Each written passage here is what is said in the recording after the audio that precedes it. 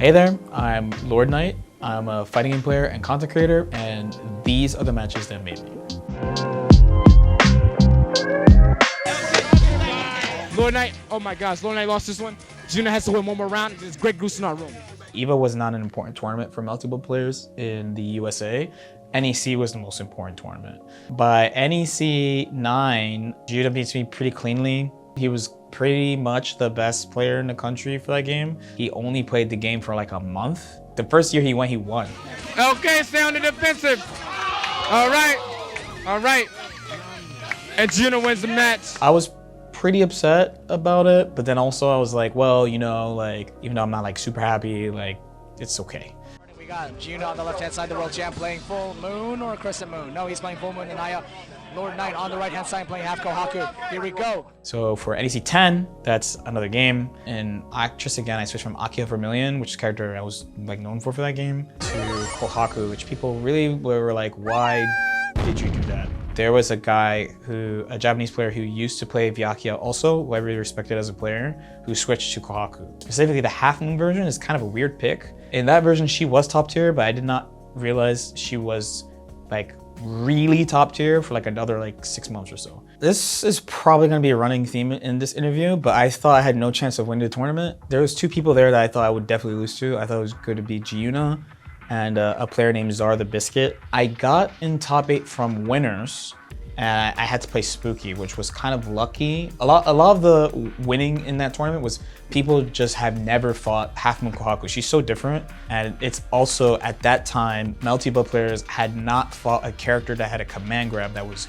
actually super good. The main one that everyone knew how to play against was a character named Kishima Koma, where he usually does not get combos off his command grab. Half Moon Kohaku gets a combo off hers always. Everyone was scared of this thing and they didn't really know how to deal with it. When I beat Spooky, I was like, oh, I'm like in a pretty good position. Like Zar played Jiyuna, the 2 people I'm the most scared of had to play each other. So that's chill. And then I had to play against James Shie. He did commentary at Evo sometimes. Like he's like a pretty good anime player. And he actually beat me pretty bad in winners finals. And I was like, that kind of sucks. But then I was like, oh no, like I gotta play Jiyuna, losers finals, tournament's over. The run's over, it's GG's. 2-0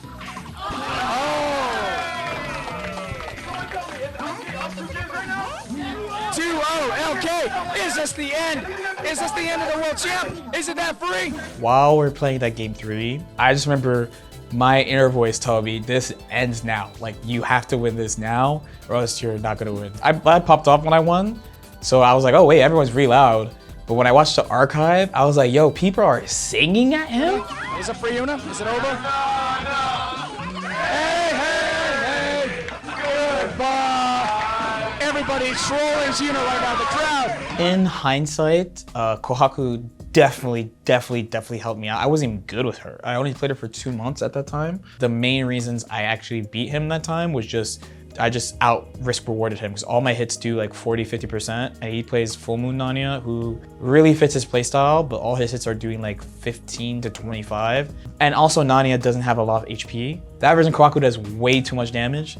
So it really was just like in hindsight, it's just numbers. I was like, oh, like if we just go hit for hit, like I'm just going to win because I just do more damage. What you gonna do? You gonna match 2-way? Huh? You gonna match 2-way? It's done! It's done! Lord Knight standing tall upon a chair, his underwear showing. This win basically led me to my first major win. And once I won that tournament, a recurring thing that I worked through a lot is people say like, oh, you can't do this, you can't win, you're not good enough, this person's better than you, that person's better than you. That was the first real actual, you can do this. That's it. That's it. That's it. LK is your NECX champion! Yeah, this is what American Melty is reduced to. Battle by the hallway. We're in the hallway of the Tropicana Hotel here. So in Evo 2010, that's my first Evo. I actually remember being like, yeah, I'm winning this, bro. I'm winning this, and I'm never going to the West Coast ever again.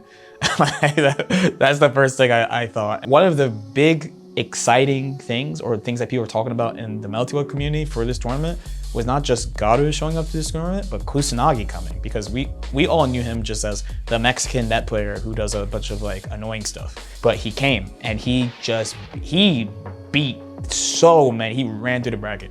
So he beats Garu, he destroys Garu, and I play him in winners finals, and I'm like, no way I lose to this bum. And I beat him like 2-0, like quick. And I'm like, Evo's done, we got it. Garu comes up from losers, beats me 6-0.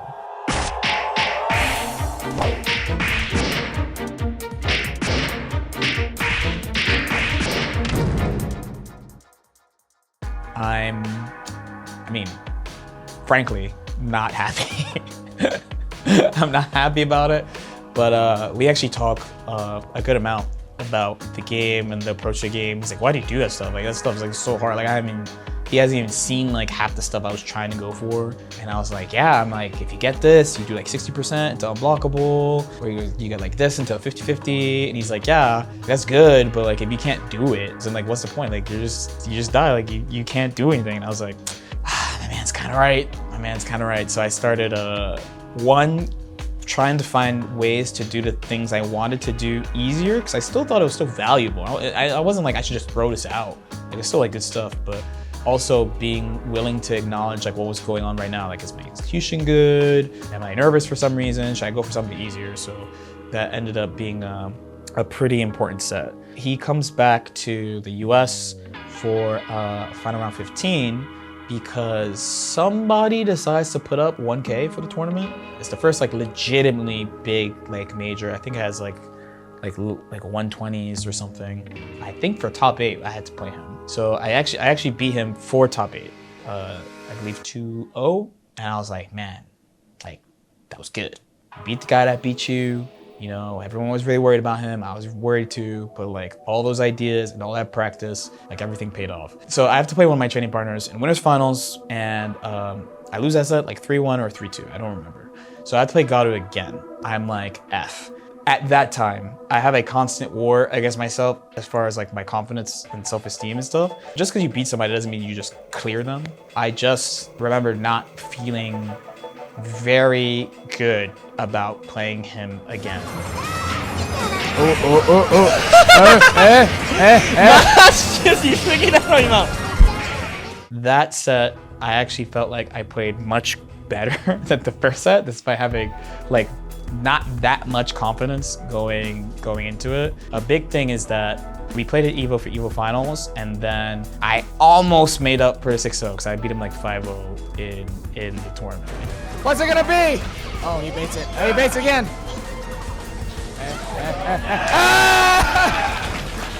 When I won the losers finals against him, I was like, okay, this chapter's closed. You need to stop doubting yourself in these moments and really just get in there, you know? And it was new images from Famitsu of a new Persona game, and I just like yelled and got ridiculously hyped, like stupidly hyped. Because I honestly love Persona a lot. Like, I really like the game, so it's really good. And I know people wanted a new version, so I'm pretty happy. I'm super stoked, actually. I'm all smiles.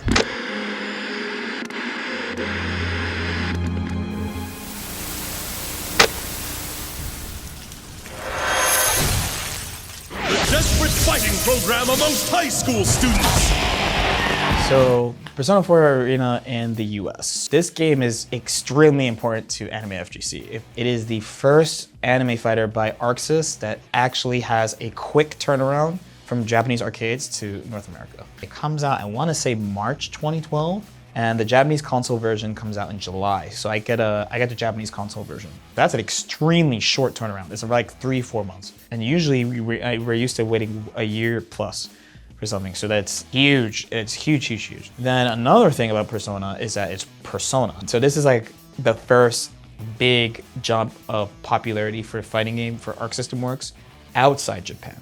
Because BlazBlue is not popular in like outside Japan, but Persona was huge. We couldn't believe there was like a 300-man Street Fighter tournament, and it's like final round, like Atlanta. Persona is like the same thing. The first big Persona tournament is Summer Jam 2012, and it's like a 300-man Persona tournament. They're just used to anime not having a lot of people, so there's just not enough room to run the anime. The place is absolutely packed. They don't have enough setups. Like, they're just not ready for there to be like 300 anime fans who want to play their RPG fighting game for the first time. So this is like one of the first really big jumps for the anime fighting game community. It's a really, really, really important game. It's a very, very dear game to me. He's gonna Grover? DP. Grover? Oh, Grover! Oh, I and he knew gets he DP'd. Ultra suplex to win the tournament. Okay, takes it. Despite me loving this game so much, I almost quit fighting games playing this game. I just could not handle social media. Like, if I win, I'm a fraud. If I'm second place, they're like, ah, it's second place. Okay, I'll get second place. When I beat people, there was like a back and forth with a player named Bananacan. He plays Shadow Labbers. When he beats me, he's a genius. But then when I beat him, no one says anything. All my early fighting games just doubt. Because I like just don't believe. This is EVO 2013. That tournament is like a 700 or so entry tournament, which is unheard of for an anime fighter at the time. The bracket is like all America versus Japan, right? So I go through the bracket. I actually play one of the best Japanese Mitsurus in a mirror match, and people were very quick to tell me that he was super jet lagged. Oh, he's sick. You know, he was sick on the way here. He like got food poisoning or something. It's the only reason why he beat him. I was like, that's cool. Thanks for that. And then I had to play Yume the first time. Not quite. He dropped it. That could be a huge drop, but Yume is instead going to secure the win. Lord Knight and losers obviously disappointed. I actually thought that I played okay. I am sitting waiting losers finals. Before I played Bananacan, I'm just like, man, okay. But that match didn't go well, but it's not like the day is over and you already checked off a bunch of stuff that was really difficult. We have to clear this. If we clear this, there's still a shot at winning an EVO. Try to keep it positive.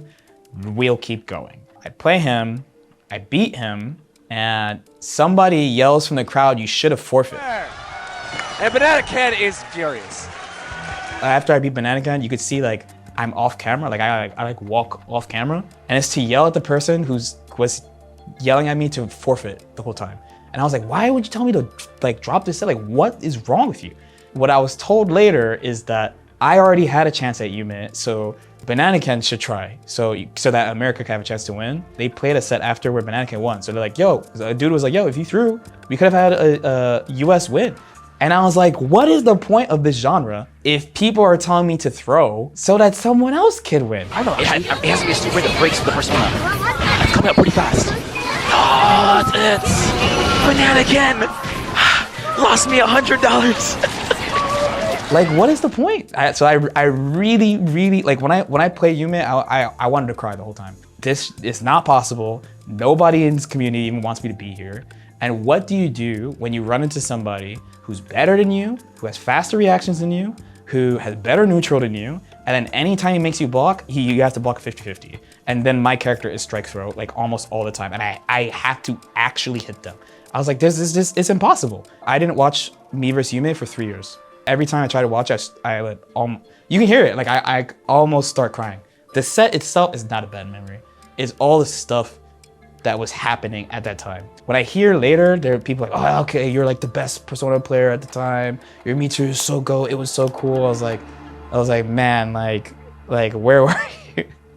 Where were these people when the game was actually a main game, dude? He's got it! Yume is your Persona 4 Arena EVO 2013 champion, and he absolutely deserves it. I've never seen more coherent Aigis play in my entire life. The reason why me vs Yume Grand Finals is on the matches that made me is because that set basically puts me in like a 5-year or so like self-reflection. Try to really, really understand myself, understand why I do this, and understand how to try to achieve my goals. I never won a match in Grand Finals of EVO, which sounds like, oh, boohoo for you. You never won a match Grand Finals, you got to Grand Finals. But I mean, if you get there, it's only that much more, right? So I think I tweeted, actually, it's impossible to win EVO, actually, when I lost to him. Which, if you can't tell, is a recurring theme of I keep telling myself I can't do something, then I do my best to try to overcome it. And you can see the joy on Yume's face. He's so happy to be the Persona Arena Championship. And you can see how sad Lord Knight is. You might want to tune into Lord Knight's Twitter, though. You might see a salty tweet. Yeah, you might see the salty tweet real soon. ずいぶん待たせてくれたわね。 My history with Guilty Gear is very rocky. For a long time, Guilty Gear XX players really looked down on not only like Melty Blood, which is the first game I played, but then also other ArcSys games. So like Blaze Blue was a baby game, Persona was a baby game, like nothing would just satisfy these people. People like, Persona sucks, like it's so BS, it's just Mitsuru Shadow Labbers, Narukami, like it's so BS, we gotta play like a real fighting game. They announced Guilty Gear Xrd. I could have just played Melty Blood and like that's it, but like people say I could be good at Guilty Gear. Like all the Guilty Gear players, like dude, honestly, you're good at fighting games. You could be good at this. So I was like, you know, I'll just play it. Like, it's fine. It's new. A lot of people playing. Little did I know that through Guilty Gear, I learned the challenge of the legacy game. The Melty Blood is a legacy game, but it was so small. I did have to like learn it and like get to where people were. But Xrd, the first year was grueling in not a fun way. The baseline game is so obnoxious. Good blocks by okay, but then gets opened up with another overhead. How does it feel, Steve? How does it feel? Burst, good burst. Good burst. And yeah, No. Yes. Smartest burst. There's so many problems with learning a legacy game. I shouldn't say problems, I should say challenges. What's actually good, how people communicate about the game, what strategies actually matter or not, the understanding that the general community has. There's a lot of stuff you have to work through. If you're new to fighting games in general, then it's gonna happen in any game you pick, so it doesn't matter. But if you're already good at something, you gotta get your ego out the way and just like work through that. So once I did get through that, I grew to enjoy Xrd more, but I also feel like I'm low-key the enemy of old school GG players because I don't let them romanticize the game, because every fighting game has good and bad parts. Persona 4 Arena is my favorite fighting game, and there's a lot of dumb stuff in that game. There's a ton of dumb stuff. Especially after all those years of hearing that like Guilty Gear is like the most hardcore game, best game, real man's game. So I'm playing it and I'm just like, dude, these people, I remember, especially once I started getting actually good at it, I'm like, half the people who talk about this game had no idea. I thought it was bad in Blaze Blue. It's way worse. It was way worse. But I honestly have good memories of Xrd though, even though I just dumped on it for like the past 5 minutes. That's the option. Where is it? It's overhead. It's late overhead. Gets There's so many mixed. Tasty Steve's like, I'm so glad that hit. I'm so glad that hit. Not happy.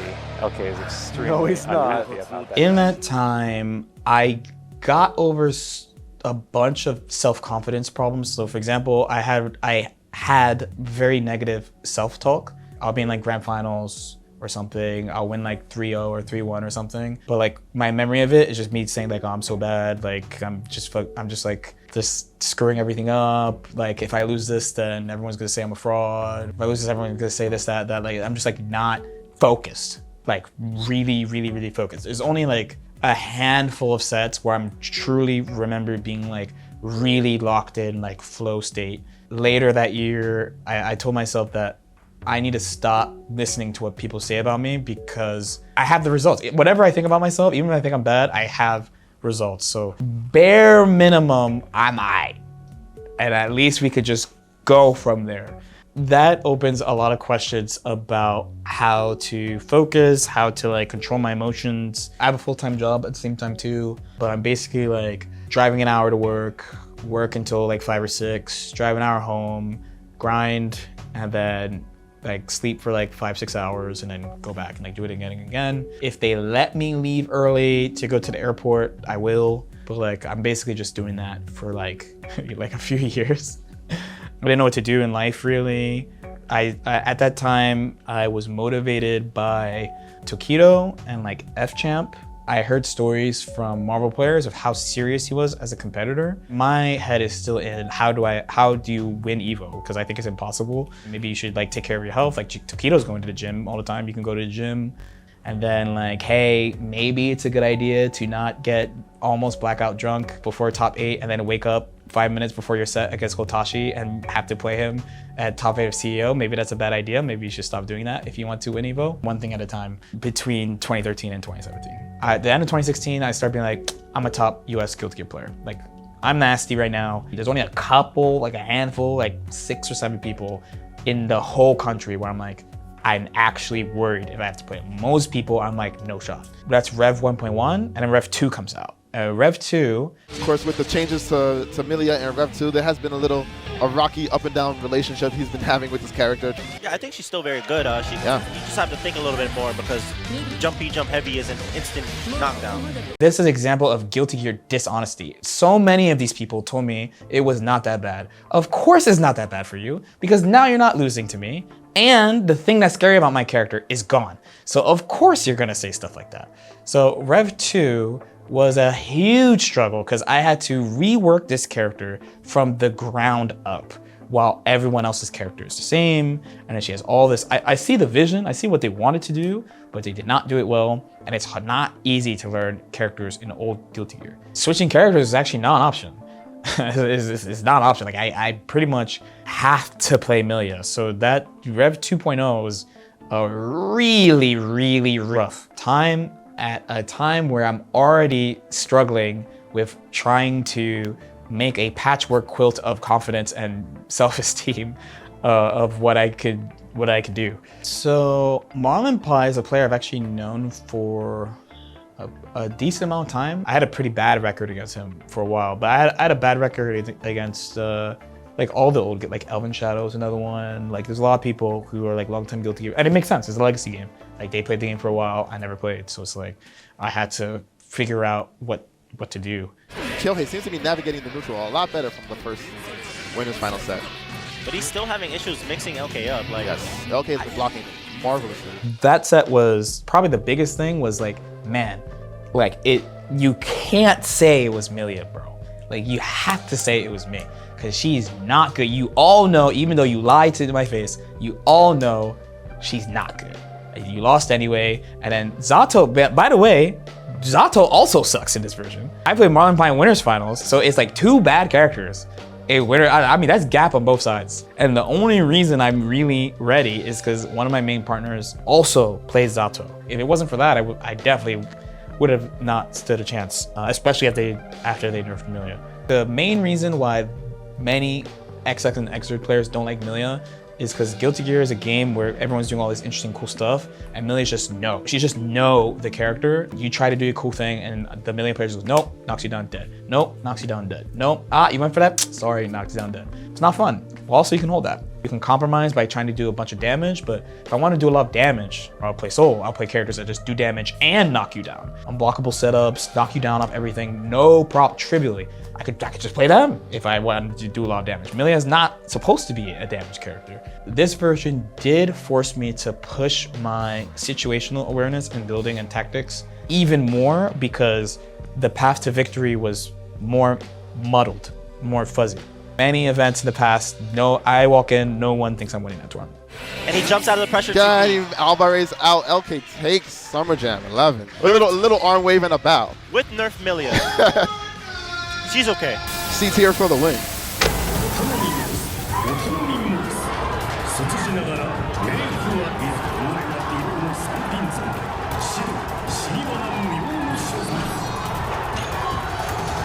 So for Guilty Gear Strive, it as a competitive game, especially at that time, I thought it was pretty good. I thought the 2.5 patch was probably one of the best versions of the game. It might be the best version of the game, actually. Everyone really had a fighting chance, a few different styles of characters that are like top 10 characters. The game competitively was actually in a pretty good spot. Myself as a competitor at the time, I'm not like totally in flux, I guess.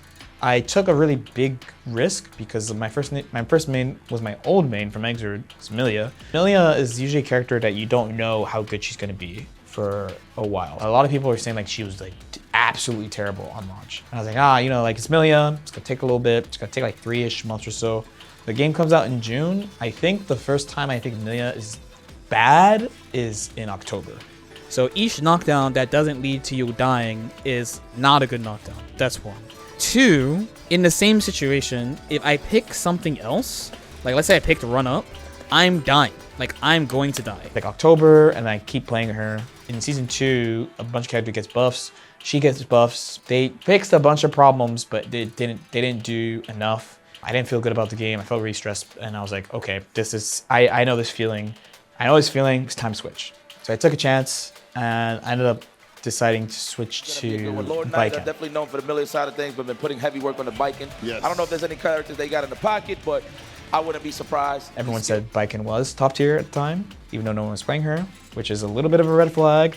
Even if she's not top tier, since no one plays her, if I got good enough, I would have an information advantage over opponents, as opposed to playing like Happy Chaos, who everyone knows how to fight, Ram, who everyone knows how to fight, Leo, who everyone knows how to fight.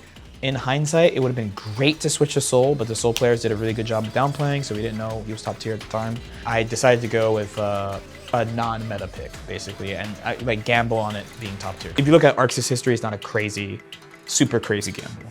But I learned character slow. At this time, around Evo Japan, I think Viking is good, but also I'm like, I don't know if I'm good. I don't know if I played her enough. There's matchup stuff too, but like there's still like stuff I don't know about the character. So I'm feeling, personally, I'm feeling weird in that like I physically and mentally feel good, but I don't feel great about me from a competitive standpoint. Mochi does an invitational. It's kind of like a Guilty Gear World Cup theme. It is a team tournament, and we have to play the Gobou, Nage, Bambamon team, which that was the favorite to win actually. People like Gobou just won Evo Japan literally the day before. Oh, and the late OTG for the pickup, Gobou. I was upset about Evo Japan, but I was also like, you know, like it's kind of my fault. Like I could have done stuff better. There's more I can do. Like it wasn't like too bad. Mochi's tournament was literally the day after, so it's not like I really like recovered my spirit. I usually need like a couple of days. Usually my thing is like party after the tournament, go home, sleep for a day without like any online social media stuff, and then like I was like, all right, I'm back. So I didn't get that day. We go to his tournament, and I am not feeling great about playing. Like I feel like a little discouraged. I actually felt like that day I had nothing to add to this team, and I was like the weakest person on the team. Not because Viking sucked, I was just like, you know, like I'm just not feeling good after yesterday, and like I think I gotta work on so much stuff, and like I'm just I don't know. Normally in team tournaments, I actually like going last because I like my teammates being like chill and stuff. Based on the characters they had, we decide like, oh, okay, you should go first. You go first. You have the most balanced matchup spread. There's one character that hard beats you, but they're not gonna send that out first. They're not gonna send that out first because they know if they send out Nage, then we're gonna send out Jonathan. Jonathan's amazing against Fouts. So if they send me out, then they either have to send out Nage, which means we're gonna send out Jonathan, it's even. If I lose, we can just counterpick. If I win, they can send in Fouts, and then we can be like even. Yeah, the Evo Japan champion himself, Zato Gobou, going against Lord Knight Viking. Let's go, first round. That set against Gobou actually showed me a bunch of things. So me beating him is like just icing on the cake, you know? But there's a lot of like feedback I got from that. I was like, oh, there's actually a bunch of things about the character and myself that's like good and unique and I should build on and make sure I consider and also remember to trust the process of what you're doing. I know it takes me a while to learn characters, but I still have like bad feelings about like playing characters sometimes. All those things in like a 3-minute set, pretty much. And that one is actually example. I don't think he was playing great. I think game 1, like I actually like outplayed him and beat him, but like game 2, he has like this huge fumble. I don't know if it's a fumble, I don't know what. He just like whiffed a dust from like almost half screen while I was in the air. And I was like, all right, buddy. Try to make the efforts to try to get the opening. Gobou gets grabbed.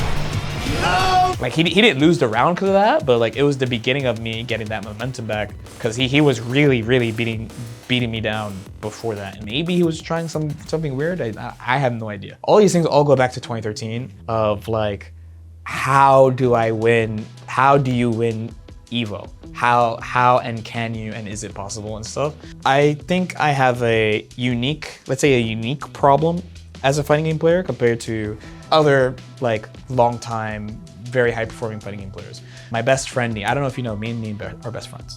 I can send you the picture. It's me. Take Nee. He's like a Tekken legend, right?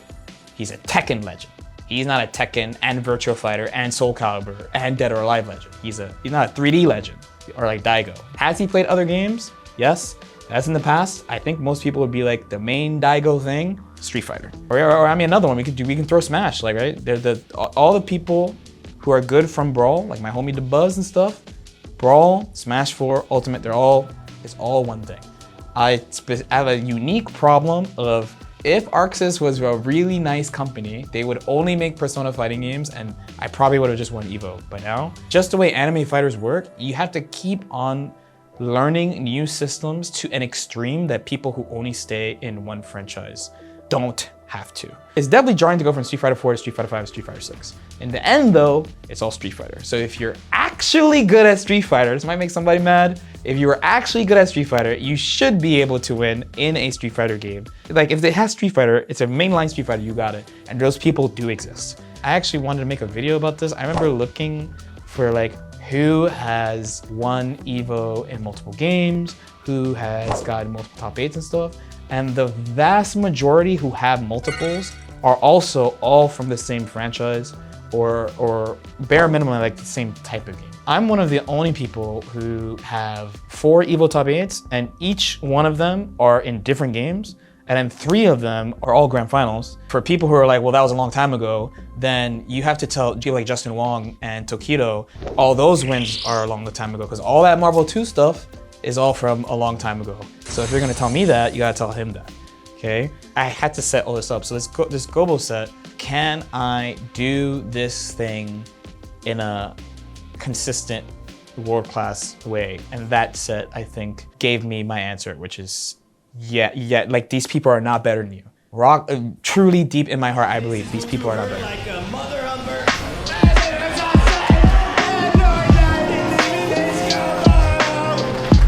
By the way, Biken first, Faust sucks. So then beating like the historical best Faust after, immediately back to back, I'm like, these people are not better than you, dude. Like it's truly, all that stuff is gone. Nobody can tell me any different. And it's myself, it's not someone else. It's not social media. It's not people yelling behind me. After 12 years or so, the only person who could tell you what you can do is you. That's the lesson. That's the lesson I learned.